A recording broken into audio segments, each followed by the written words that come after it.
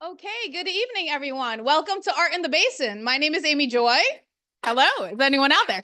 Yeah, you are currently participating in a live stream. We are YouTube Live. I will introduce the man who will guide you through this hour. His name is Tim W. Brown, author of 4 novels, including my favorite, Second Acts. Check it out. It's on Amazon, right? I hope. Once known as the Mind of God in the Chicago poetry scene, please help me welcome Tim W. Brown, everyone. Hi, everyone. Thanks for coming out tonight. Rain is holding off, which is nice. It means nobody's going to get soaked coming here tonight. And of course, those people on Zoom who are in the comfort of their own home won't get rained on either. So it's a double win, right? A win-win, as they say. Yes, we are at Monomore Coffee and Wine live streaming on YouTube. Our channel on YouTube is Art in the Basin, and you can subscribe to our channel and learn all about the various videos we have posted there over the years. Let's see, what else? Well, we have a special feature for you tonight, so please get primed for that. Meantime, I did mention the rain, and I said, okay, well, the rain's not really raining right now. It's kind of holding off. But if you've noticed, the last couple of weeks here in New York City, it's been like raining like crazy. I mean, like every other day or several days in a row, it rains. Like last week, it rained Sunday, Monday, Tuesday, and Friday all day. Yeah, so there's been a lot of rain here, which is good. It kind of prevents forest fires, which we had last fall. We don't want any more of those coming back. In fact, we had a couple that broke out just a couple of blocks from here in Van Cortlandt Park, and I've been hiking in the woods and I've actually seen the charred remains of the fires. So, yeah, sign of that. But the rain ought to keep that away, at least for the time being. Anyhow, thought I'd read a couple of shortish poems, both from the 19th century, as it happens, about rain. This first is by Henry Wadsworth Longfellow, right? You may know him as the author of the poem of Hiawatha, right? He talks about the shores of Gitche Gumee, which is another word for Lake Superior. Anyhow, this is The Rainy Day. And there's a famous line in it that you probably will pick up on. The day is cold and dark and dreary. It rains and the wind is never weary. The vine still clings to the moldering wall, but at every gust the dead leaves fall, and the day is dark and dreary. My life is cold and dark and dreary. It rains and the wind is never weary. My thoughts still cling to the moldering past, but the hopes of youth fall thick in the blast, and the days are dark and dreary. But still, sad heart, and cease repining. Behind the clouds is the sun still shining. Thy fate is the common fate of all. Into each life some rain must fall. Some days must be dark and dreary. All right. Henry Wadsworth Longfellow being very fatalistic there. This is a little more cheerful. This is a short, very short poem, as almost all of her poems were, very short, by Emily Dickinson, called Summer Shower. This one actually has a title, I guess. Many of her poems do not.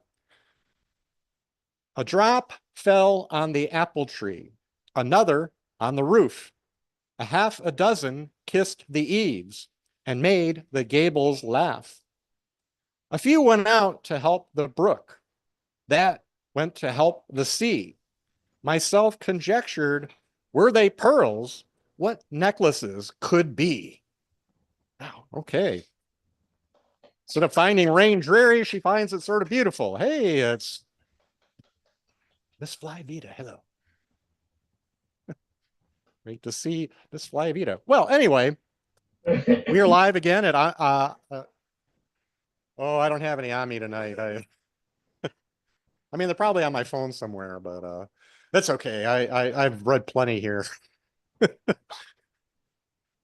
Anyhow, yeah, let's see. Oh, right. Yeah, we're here at Monomore Coffee and Wine. Just last month in April, we celebrated our 8th anniversary. Wow, dig that, right? Been here since 2017 at this same place, Monomore Coffee and Wine. You're the corner of 238th Street and Broadway, just steps from the 1 train. So yeah, thanks to Monomore Coffee and Wine for hosting us these many years. They do have a full menu of wine and coffee and beer and food and salads. So please order away and make sure to tip your server heavily. Well, let's get on with the main event tonight. Ron Kolm is an American poet, writer, editor, archivist, and bookseller based in New York City. Did you hand me the book?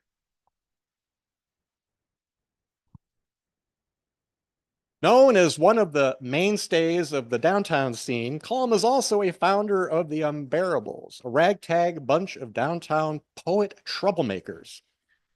His most recent books are The Verities of Love and the bookstore book, A Memoir.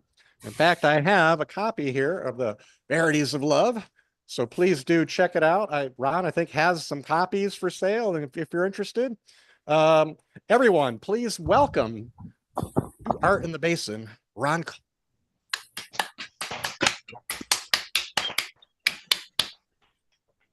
Thank you.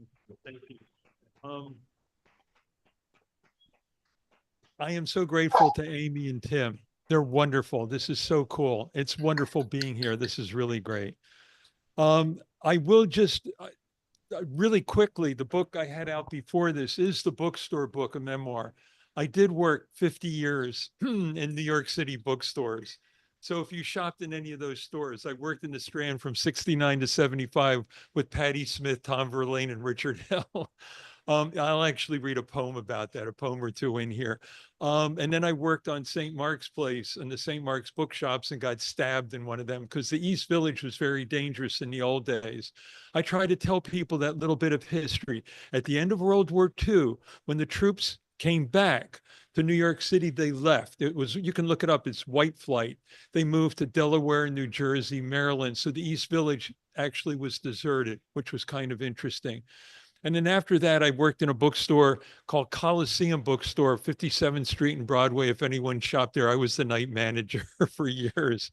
And then when they went out of business, I worked for Postman Books in Grand Central Terminal until they lost the lease. And then I worked in Chelsea Market for Postman Books. And now I'm pathetically old, sorry.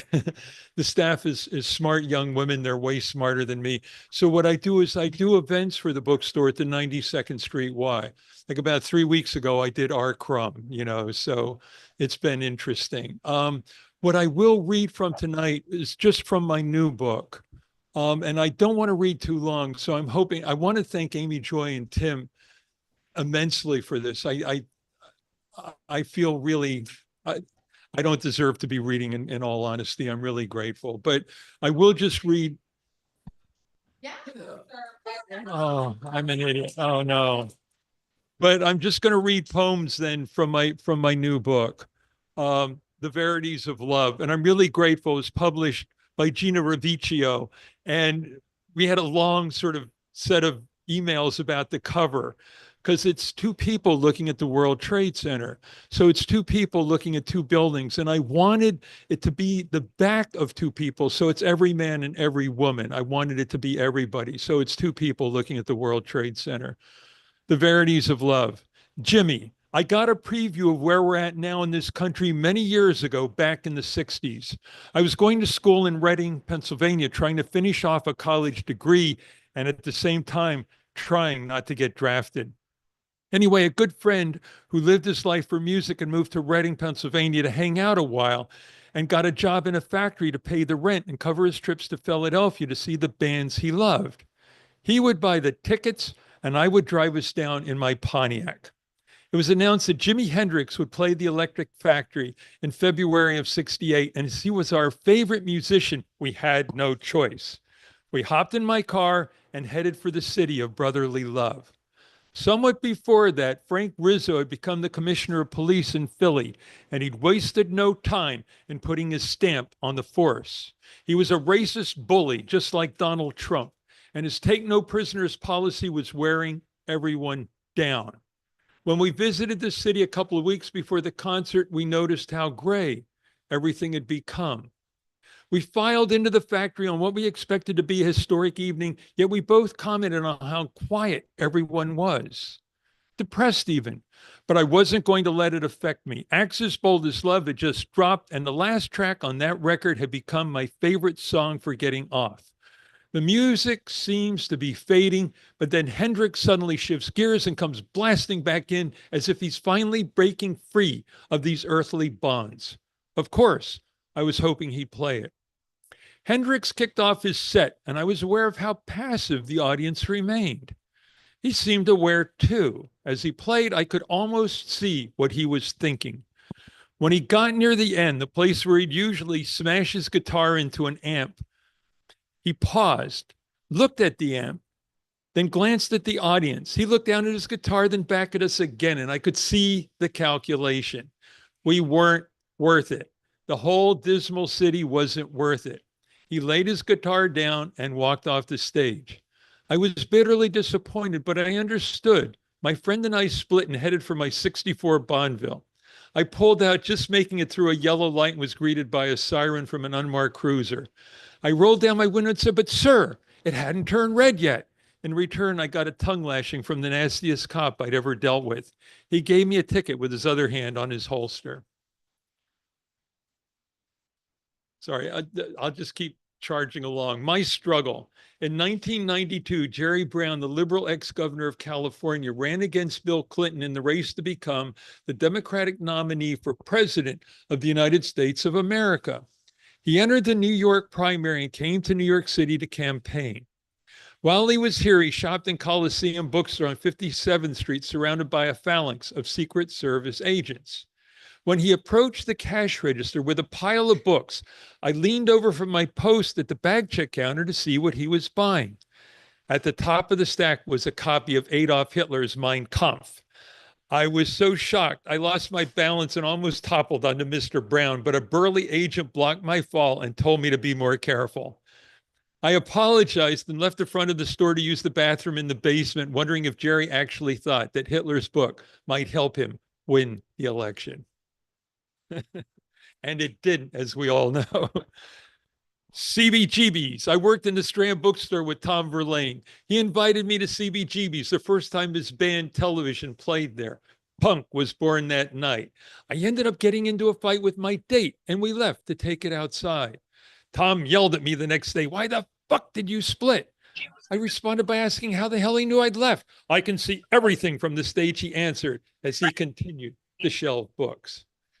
Tom Verlaine was just wonderful. And if you don't get a chance, if you've ever listened to Television albums, please listen to him. They're just wonderful. He was wonderful. Okay, me and Patti Smith. For a brief while, Patti Smith and I worked in the Strand bookstore at the same time. I did get the chance to see her perform with Lenny Kaye playing guitar on a rooftop high above Grand Street, but our main interaction happened when she strode up to me in the store and thrust the Cademan recording of James Joyce reading into my hands. "Someone told me I'd look like him and gave me this. That's bullshit. I heard you like him, so it's yours." I still have that record in my collection. She really was cool. And actually, when I did see her, it was even before she was singing. Lenny Kaye would stand behind her and play the guitar while she actually read her poetry. All of this is many years ago. Sorry, I'm pathetically old. The Philosophy of Andy Warhol, From A to B and Back Again. When I was working the cash register in East Side Bookstore on St. Mark's Place in the mid-'70s, one of my favorite books to read between sales was Andy Warhol's The Philosophy of Andy Warhol, From A to B and Back Again. He was from Pennsylvania and I was too, so I liked him for that. When he got shot in a factory, I was totally shocked. I couldn't believe that anyone would try to hurt him. Anyway, one of my duties in the store was to take books and zines from neighborhood folks and sell them on consignment. They would eventually be paid for what's sold. One afternoon, a woman came into the store, glared at me, then slapped a small stack of books on the counter and said we had to sell it. I picked up a copy. It was a Scum Manifesto by Valerie Solanas, who is now staring at me intently. I knew she was the person who shot Andy Warhol from watching the news on TV. I'm sure. We'll try to sell it, I told her nervously and gave her a receipt. She spun around and left the store. I put her books on a rack, mentally apologized to Andy Warhol, and breathed a sigh of relief. Oh, I'm going to read this poem, and I apologize if it upsets anyone. I'm sorry. I'm sorry. Penis envy. Penis envy didn't start with Trump and Putin. Unfortunately, it goes all the way back to the dawn of man. Two males in a cave waving their clubs around, stare at each other in fear and envy. Mine's bigger, one shouts. No, mine is, yells back the other. And then they start bashing each other until only one guy is left standing, one hand gripping his club, the other cupping his manhood. He almost seems to smile as he leaves to find some woman to yell at and push around. Eventually, stones, then spears, then bones and arrows become methods of fornicating. Crossbows, muskets, cannon, and bombs were all used to fuck innocent people until finally the big one arrived on the scene. Nuclear weapons are the biggest dicks yet, so we have to keep a watchful eye on all the tiny fools with their fingers near the buttons. Sorry if I grossed anyone out. Sorry. How am I doing on time? I'm okay. Well, I'll try this one. Armadillo Bookstore. For several weeks, I worked in a small bookstore in the corner of West 10th and Bleecker in Greenwich Village. One night, a customer approached the cash register with a big stack of books and asked if he could pay for them with a personal check. Sure, but I have to see some ID. It's the store policy, I told him. Isn't this enough, he asked, leaning forward and framing his face with his hands. I knew it was William Kunstler, the famous radical lawyer, but I wasn't impressed by his macho display. So I said, no, please show me your identification. Deflated, he took out his wallet. That actually happened. Sorry. Oh, God. Oh, Lord. Okay. The heart cries eternally. We had terrible fights with little peace between the conflagrations. When we finally split up, I tossed my wedding band down a sewer grate, hoping I'd broken the circle of never-ending pain. I really did that. Recently, after too many white Russians, I told a friend what I'd done years ago. Damn, he said, you should have sold it to a jewelry store in the Diamond District. Nope, I confessed. Every time I went to 47th Street, it was to spend money. I would buy books on James Joyce from the Gotham Book Mart. And I do own all of James Joyce's books in hardcover. Oh, I should shut up about it. He wrote these letters to his wife. Well, and I should shut up. And you can find them they're gross. They're totally gross. Well, I'm going to shut up, but the 3-volume hardcover letters to James Joyce letters doesn't really have them in it, but there was a 1-volume Penguin paperback, a tall paperback that was green. And at the end of it, it does have the letters. And I would do poetry readings where I would read the letters sometimes. Sorry. Absence makes the heart. Gertrude Stein was known to drink from time to time a tall glass of sparkling water because there was no there.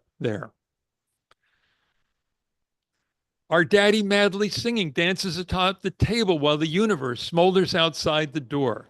His naked prancing stunts our growth, but mommy's gone away. Daddy keeps twisting the night away, a note to mom taped to his chest. Could you ever hope to have it as sweet as when you were with the kids and me? Those are a couple of short ones. Sorry. Oh, another short one. Oh, Lord. Sinbad's Lament. I tumble over storm-bed seas, sandwiched between the clouds and the deep. It's been a terrible trip lasting forever, and I long for the safety of your harbor. Sweetly asleep, I soon shall be, afloat on currents of wind and rain until the final sea change. Weaving through the haze, wary gulls avoid my gaze. I wish they'd tell me what finally happened to dear old dirty Sinbad. Oh, Lord. How am I doing on time? Okay, this is sort of a prose piece, but I'm going to do it anyway. Mystery solved. My wife got home from work and our youngest son ran over to her and yanked her sleeve. Hey, mommy, I saw daddy on TV this afternoon, he shouted. She had no idea what he was talking about, but she patted him on the head and told him to calm down. I had left the house early and headed over to our local police precinct to pay a fine for accidentally adding some styrofoam trays to our bag of recyclables. When I entered the station building, the desk sergeant looked up at me from his newspaper and broke into laughter. Yo, Joel Rifkin just wandered onto the premises, he yelled into the rooms behind him. He's probably looking for victim 18 to fucking add to his total. Couple of uniformed cops charged into the room, howling with glee. What can we do for you, Joel boy? The desk sergeant chortled. When I got home that evening, I told my wife it had occurred. We made a point of watching the news and the mystery got solved. I do look a lot like the serial killer. I shivered and turned away from the screen. She couldn't hide a smile, but so it goes. That's another true story, unfortunately. Wow. Where I'm from a father of German descent. He became a civil engineer and always ruled his roost with an iron fist. My mother's parents were Polish. She was a concert pianist with a large heart who taught neighborhood kids how to play the piano. This made me the product of a World War II coupling, a war I studied and admired way too much when I was young. I later broke free from that obsession and became a conscientious objector during Vietnam, working as a community organizer in Appalachia. To this very day, I'm still trying to figure out why some men are so sexist and violent. I did write a number of stories about that when I was a community organizer. They put me in this really poor community. It was outside of Johnson City. And we had to live in a shack with all the other people we worked with. And we had an outhouse because all the shacks had an outhouse. And I told people later after it was over, I know what Eine Kleine Nacht music is. It's being in your outhouse and hearing everyone in the outhouses up and down the row. I'll shut up. Okay. Sorry about that. Pushing buttons in Silicon Valley. I was trying to get the elevator to move, but I wasn't having much luck. I was hoping to meet Elon Musk and find out more about his warning that killer robots are more dangerous than Kim Jong-un. It finally kicks into gear and rumbles unsteadily up to the 13th floor, where I discover a diorama of speeding Tesla sedans. A little boy is standing in front of it, staring, his mouth open. A guard comes around the corner and tries to shoo him away, but I plead with him to stop because I can clearly see the look of terror that's now etched on the young boy's face. Oh, park-dwelling homeless men. I don't know how many of you people walk around the Lower East Side and know who Clayton Patterson is, who filmed the riots in Tompkins Square Park and all that stuff. Well, park-dwelling homeless men. In Tompkins Square Park, homeless men sit slumped on stained park benches, grinding their teeth in anger and defeat. But they all seem to know who Clayton Patterson is. And when he shows up with his video camera, they smile for him as he films them. And then they seem able to make their way through another day. So Clayton Patterson still is on I believe the street is called Exeter Street. The avenues all change names when they go down past Houston Street. And occasionally you can see him through it's now a faded front window of his gallery there, but he sits in his little gallery down there on Exeter Street. Oh, I shouldn't go too much further, right? The digital instrument of an inner ID. The digital instrument of an inner ID would be wonderful to have, but simply doesn't exist in our present static state. But that might change if the denizens of arcane planets and other solar systems decided to help us escape this endless cycle of faux 50s bad television reruns. Oh, and then I got two more short ones. This one. Global warming. The sun beats down on the streets of my hometown. My shirt is soaked with sweat. And that reminds me, we better fix things soon or we'll all melt, turning into steaming puddles of water, dotting a burning planet. I stand transfixed. I've forgotten where I was going to. I look directly at the sun. Oh, thanks. I'll end soon. Well, this one I actually felt kind of good about. Thank you. Thank you. A witness staked to a rock. Now, Ares is the god of war, as you all know, Greek god of war. A witness staked to a rock. Ares watches as God covers the world with a map. He sucks on his teeth. amazed. He then sees armies crossing borders that hadn't existed before, killing people for no good reason. At this point, he finally breaks into a smile. He's the god of war. Oh, okay. Oh, okay. I'll make this the last one. The arithmetic of faith. The archangel Michael kneels before God, sitting majestically on his throne, and whispers to him, "Sir, Mr. Einstein was just quoted as saying, God does not play dice with the universe. What say you to that?" God looks down at him and then smiles a perfect smile as he picks up his dice. Thank you very much. Thank you, Amy Joy. Thank you, Tim Brown. Thank you. And I'll go away. Yes, sir. We'll I'll go call you back. I'll go away. Everybody, let's hear it again for Ron Kolm. Thank you, Ron. That was like great. Love Ron. That's how we do it in the Basin, to quote Amy Joy. And man, how many poems did he read? You had like tons of poems packed in there. That's how we do it in the Basin. So yeah. Yeah. He has some for sale, I imagine, here tonight. So do check them out. Oh, okay. Well, that's very generous. That's one of the ways you build an audience, right?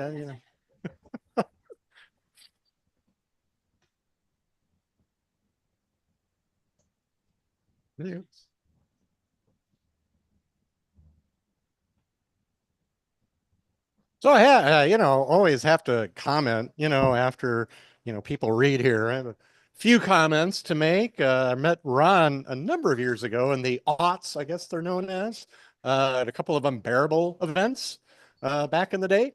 In the 1980s and 90s, I was really a member of the Chicago poetry scene, living in Chicago as I did. However, if I lived in New York City during those years, I'm pretty sure I'd be an Unbearable. So yeah, I was a troublemaker there, and I would have been one here too. And in those days, I used to live in Dobbs Ferry in Westchester County, commuted in and out of Grand Central Terminal, and would stop in at Postman Books occasionally, and I would see Ron there working, right? And mentions Patti Smith. I've been a huge fan of Patti Smith going back to the 1970s when I was still in high school back in Illinois. And I had never seen her perform before until I moved to New York City. Since I moved here over 20 years ago now, I've seen her 4 or 5 times, and it's always been a thrill. But the biggest thrill ever was when I visited Postman Books, and I was browsing around and found this like picture book of photos by Robert Mapplethorpe, right? And there were like these topless photos of Patti Smith. And I was like, man, my dreams have just become true.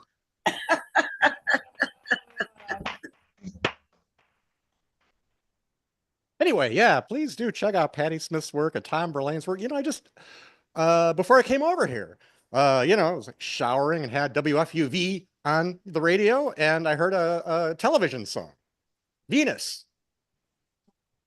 Yeah, it was like terrific. I used to be a big fan of television and Tom Verlaine back in the day as well. Dating myself here, but that's what I do because that's all I have. Yeah. Anyhow, thanks again to Ron. Just want to remind everybody that this reading was underwritten by the generous folks at Poets and Writers. So we thank them for their continued support. They've underwritten a number of our events here at Art in the Basin, and we're always grateful for their support. As well, please do check out Art in the Basin in our various social media modes. As I mentioned before, this is being live streamed on YouTube. And so we're Art in the Basin on YouTube. We're also Art in the Basin on Instagram, and we are AITB-Art in the Basin on Facebook. So please become our friend, follower, subscriber, whatever the terminology is for your social media platform of choice. Okay, let's move on to the open mic portion of the evening. I see we have a few people in the audience here. I wouldn't really have a list going, do we? Oh, okay. We have some people online. We'll get some people. We'll get to the online people momentarily, but we have a few people here. Miss Flyvita, would you care to share something with us? Okie dokie, everybody. Miss Flyvita, longtime friend of Art in the Basin. Oh, wow. Thank you. Okay. Hi. Good evening. I'm just gonna go. I had a bag of books to share, whatever. Forgot it at home. But anyway. Yes. Let me see. Okay, I have two little pieces. Is that all right? Okay. So this is from my newly re-released book, The Fly Life Uncaged, and it's available on Amazon. My Instagram handle is It's Miss Flyvita, ITSMISSVIDA. So hashtag link in bio. So this is from the second section of the book. There's no place like home.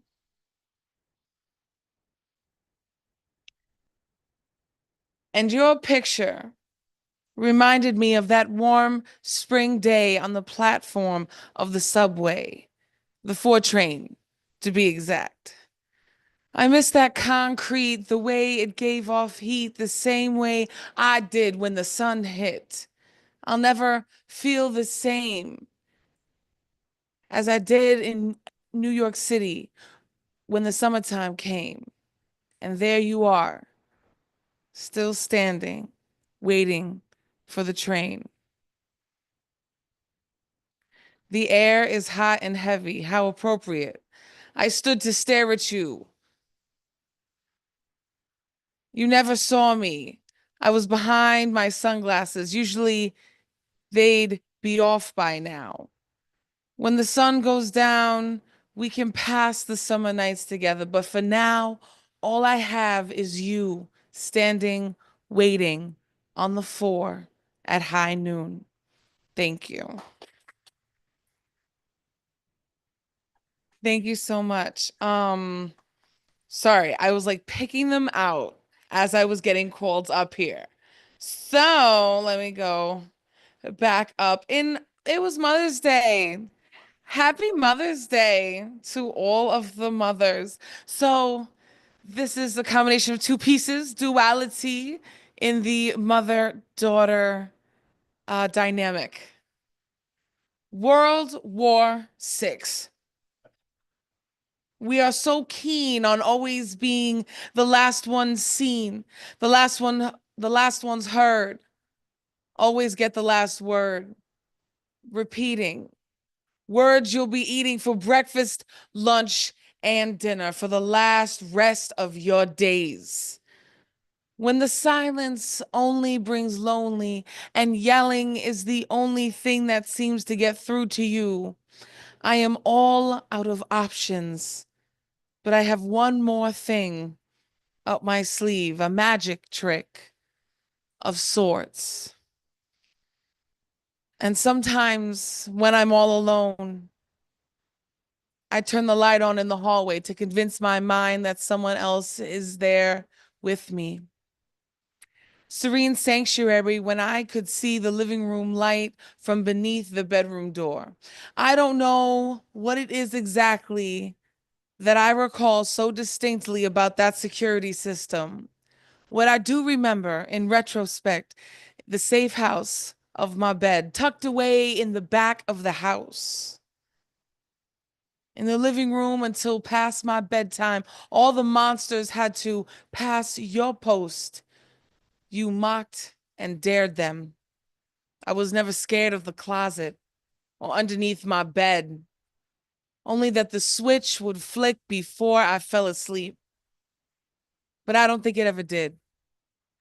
The watchfire stayed ablaze until the morning sun came.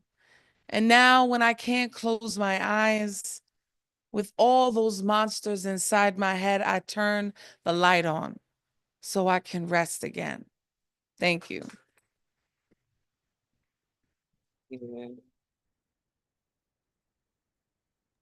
Miss Fly Vita, thank you so much. Incidentally, um, we haven't announced this yet, I don't believe, at Art in the Basin in our readings here at Monomora Coffee and Wine, but we have a slot at the New York City Poetry Festival for the first time in July. We'll be there on July 12th. It's the Saturday of the two weekend days, Saturday and Sunday. We'll be there Saturday. Miss Fly Vita is one of the performers for Art in the Basin. So please do come check that out. Also appearing on that program, Kay Bell, the Poet Laureate of the Bronx.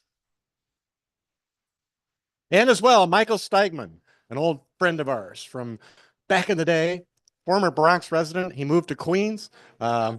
We still love him, and we especially love him because he didn't move to Brooklyn. We have some more people in the audience here. Excuse me, miss, are you going to perform here tonight? Or okay, you're okay. Oh, okay. I hope you're enjoying the time that you're here. Let's bring up Eric then. Everybody. Eric.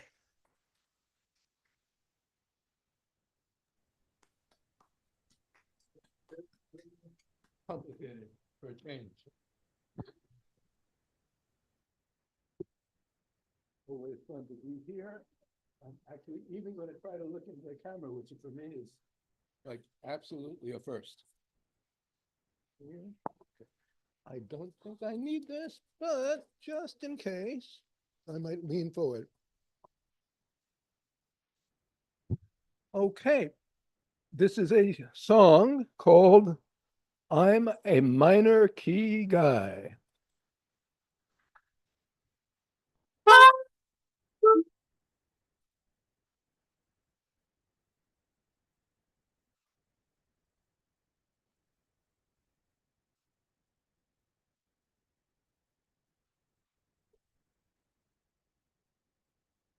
I'm a minor key guy. I'm a minor key guy. I love to be in a minor key because minor keys appeal to me.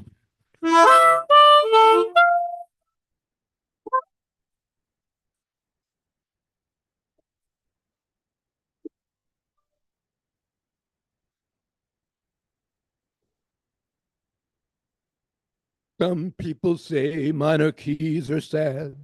You only play it when you're feeling bad. But that's not true for me.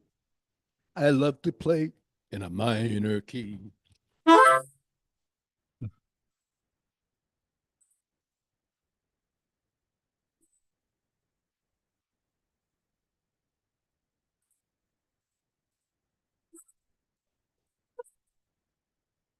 I'm a minor key guy. I'm a minor key guy. I love to be in a minor key because minor keys are fine with me.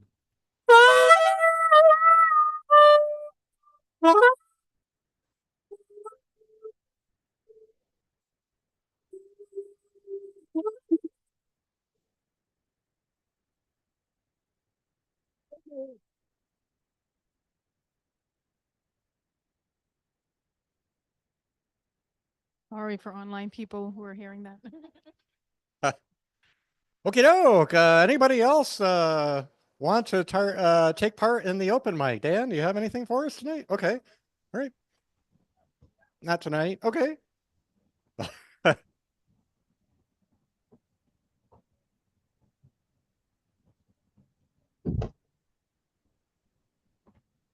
Okay. All right. All right. Well, then I guess we're going to shift to the online portion of the program. If you'll sit tight, um, we have to set up some technology here to make sure everybody in the room here can hear you on Zoom. I always mention that nowadays that, we only learned last year that Room and Zoom rhyme. I don't know why we didn't realize that till before. And I'm continually astonished by it, right? So that's why I'm, mentioning it. But we want to have people on Zoom next. Let's see. Oh my, we have I'm sorry, I'm just looking here to see who's online. Want to make sure everybody's included. It looks like we have Betty and Mindy and Anne and the Elegant Ivory Duo. So who I don't know, Mindy Chesapeake. Are you on board? Do you have you want to do something for us here? Yes, just one short poem. Huh? Okay, I have it up here somewhere. Okay, it's called Eye of the Beholder. Within 2 days, I was referred to as that blonde bitch, the old woman, and sir.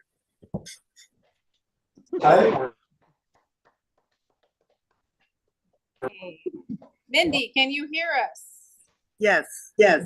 All right, I'm gonna replace the spotlight. And there you are. Everyone can see your beautiful face now. Oh, thank you, Amy. And Ron, you're the reason I'm here tonight. You were great.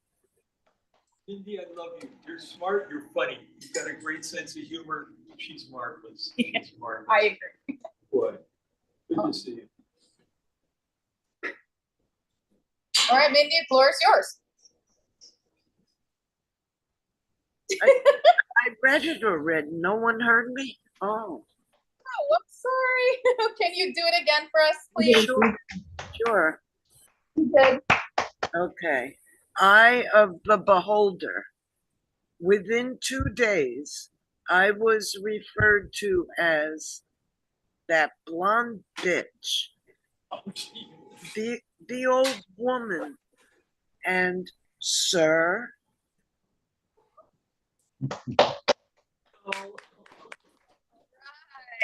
Thanks, Mindy. Betty, you have something for us. I don't have anything tonight. Hi, Betty. How are you? I'm okay. I'm okay. Yeah, we're happy to see you. It's good to be here. I wanted to hear Ron tonight. Oh, everybody's tuned in for you, Ron. Yeah. Ron said scurry something up. No. You don't have a journal or a magazine nearby that you have a poem in? Not tonight, Ron. She came for you. All right, thanks, Betty. You're welcome. See you soon. Take care. Be safe. All right, the Elegant Ivory Duo, are you ready? Yes, we are. All right. Should I do Elizabeth or John?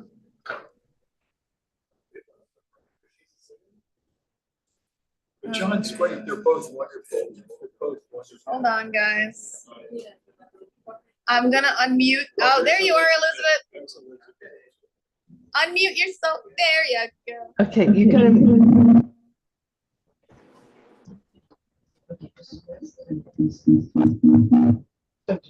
All right. Yeah, hi. Whoop. I just dropped a piece of paper that I need. Hello. Oh, it says unmute, but I am unmuted. I don't know. That's strange. Okay. Can you hear us? They can't see you. You gotta come over No, here. yes, can they hear us? You guys can hear us, right? Yes. Okay, Mindy's saying yes, so Yeah, can they hear us in the audience? Okay. yeah, Yes. okay. Hi. Yeah, we have a background on. Let me see if I can adjust background and effects. None. There we go. This is my wife. I mean, my husband. I always mix that up somehow. Hello. We're here. We're looking here at the It's a camera. by pleasure the to way. hear, Ron. Yeah. Pleasure, big pleasure. Nice to see you all. Before we start, I just wanted to tell you about Eric's minor key song. It was interesting because I wonder if he drove in with a minor key muffler. Oh, that's bad. Thank you.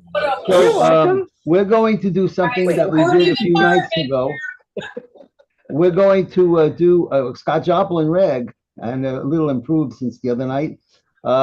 This is the Elite Syncopations which Joplin wrote, and I made an arrangement for the Elegant Ivory Orchestra to do this tonight. Yep. So let me get over to the piano. He's going to the piano. It has black and white keys. Okay. I'll see if they can hear. Okay, let us do a test of the piano. Make sure they can hear. Okay. Can you guys hear the piano? The answer is yes. Okay. Ready? Most decidedly so. Ready? Almost. Hold on. Yes. Okay. Yes, we are 90. Okay. Yes, we're ready.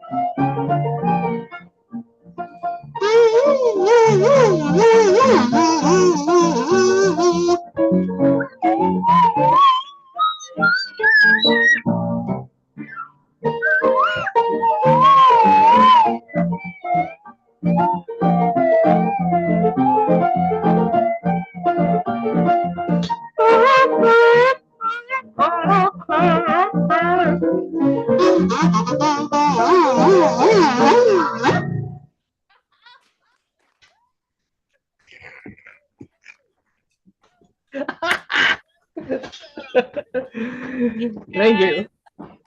Thank you. Thank you. Thank you. Thank you. Oh, That was really good. thank you. Thank you, elegant. Mwah. Thank you. Oh, can't hear you. You mute, Tim. You We unmute, can't hear you, Tim. Tim, your audio's out. Tim, you're muted. We can't hear you. All Oh. that you said. We didn't hear any of that. We can't hear. No, we're not hearing you. I'm sorry. Let's go Sami in. Go over there and do your computer. Muted. Okay, unmute on your keyboard and your yeah.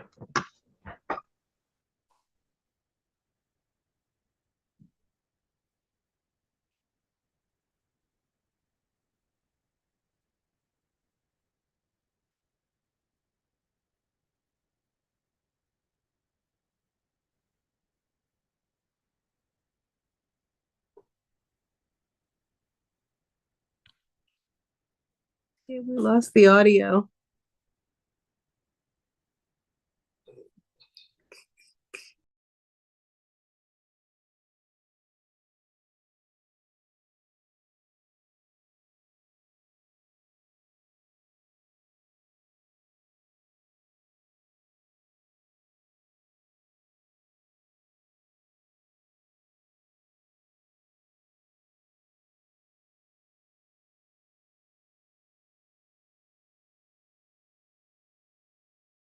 Something's wrong with the audio. We can't hear you. Sorry. No sound. Okay.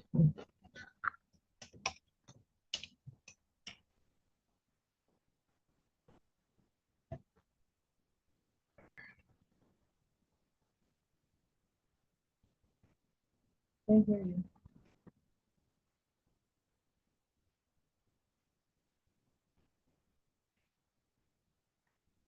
Yes, we can hear. You hear Oh. it? We can hear each other, but we can't hear you, Amy. Yeah. I don't think she hears us either. She does.